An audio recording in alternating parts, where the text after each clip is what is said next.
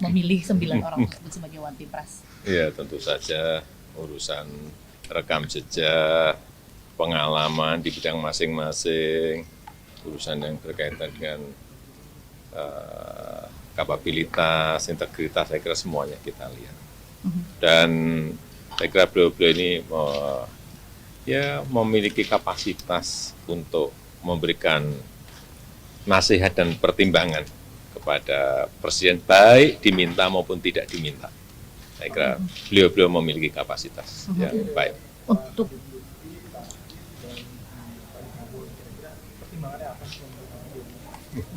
Ya ini kan di bidang masing-masing, ada yang berkaitan dengan sosial, keagamaan, misalnya Habib Lutfi, ada yang berkaitan dengan ekonomi, misalnya Pak Dato' Tahir, misalnya yang berkaitan dengan ekonomi kecil, Bu Putri, dan yang ini apa campur-campur. dari 9 nama, sebelumnya kan ada nama Pak Oso. Apa? Ada nama Pak Oso dan kemudian Pak Oso menolak untuk Pak Osman Sabtaudang memang semula kita pilih, tetapi karena memang dalam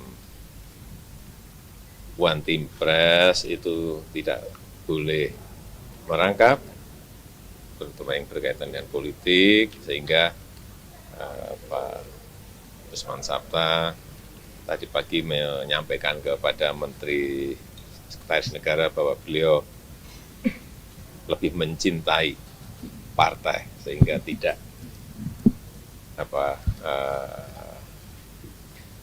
mau dan mundur dari One Team Press.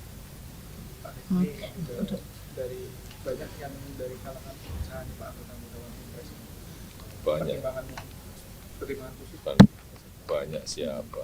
Terus kemudian Hanya Pak Wiranto 9. ditunjuk sebagai ketua One Team Press. Hanya 9, banyak. Pertimbangan Pak Wiranto sebagai ketua One Team Kembali Press. lagi kayak tadi saya sampaikan masalah pengalaman, track record. Pak Wiranto sudah track record dan pengalamannya saya katakan panjang di pemerintahan, di TNI, saya kira itu. Menangani banyak masalah. Ini kan memberikan nasihat dan pertimbangan kepada Presiden.